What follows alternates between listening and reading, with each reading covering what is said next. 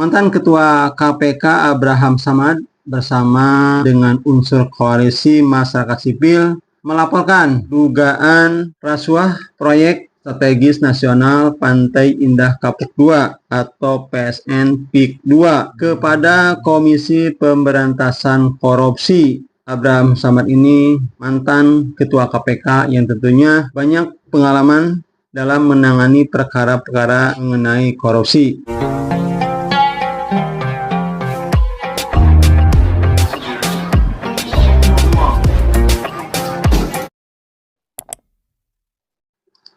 Assalamualaikum warahmatullahi wabarakatuh.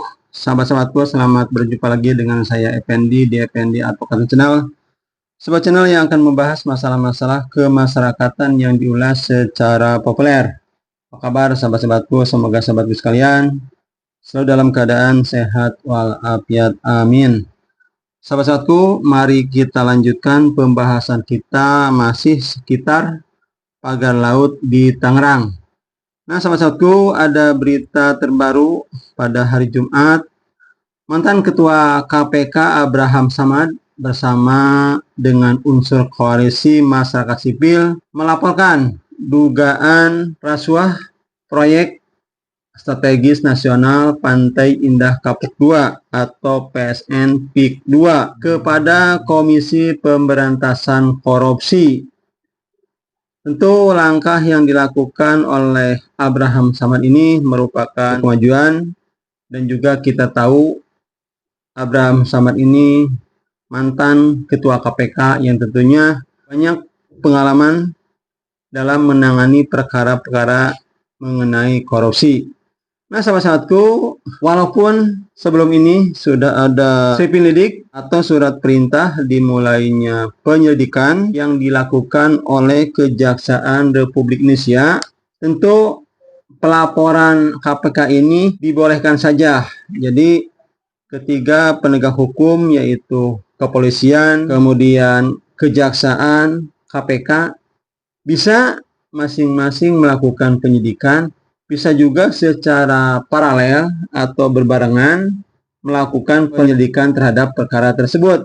Pun demikian, bisa juga sahabat-sahabatku, ketiga lembaga penegak hukum ini bekerja sama dalam menyelesaikan perkaranya.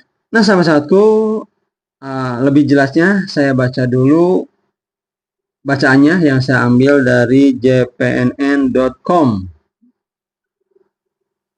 Mantan Ketua KPK Abraham Samad bersama unsur koalisi masyarakat sipil melaporkan dugaan rasuah itu korupsi, dugaan rasuah proyek strategis nasional atau PSN Pantai Indah Kapuk atau PIK II ke Komisi Pemberantasan Korupsi.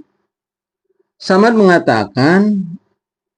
mengaku menyerahkan berbagai dugaan korupsi PSN PIK II kepada KPK. Dia mengatakan pihaknya membawa laporannya yang sudah dibuat oleh teman-teman koalisi, yaitu dugaan korupsi proyek strategis nasional PIK II. Aktivis anti korupsi ini meminta KPK dapat melakukan investigasi terkait dugaan korupsi yang terjadi di PSN PIK II. Dia menduga proyek PSN PIK II kental nuansa korupsi. KPK punya kewenangan untuk melakukan pemeriksaan terhadap penyelenggara negara, baik yang ada di tingkat daerah maupun yang ada di tingkat pusat. Karena kami bisa menduga bahwa penetapan PIK menjadi PSN itu tidak terlepas dari praktek kong kali kong, praktek suap menyuap ya. Lebih jauh, kami bisa melihat bahwa di situ ada kerugian negara sebenarnya, kata Samad. Sama juga menyoroti penerbitan sertifikat di atas laut pesisir Tangerang. Dia menduga terdapat praktek suap menyuap dari polemik penerbitan sertifikat tersebut. Sama juga mengingatkan KPK untuk tidak takut memanggil pihak-pihak yang diduga terlibat proyek PSN PIK II.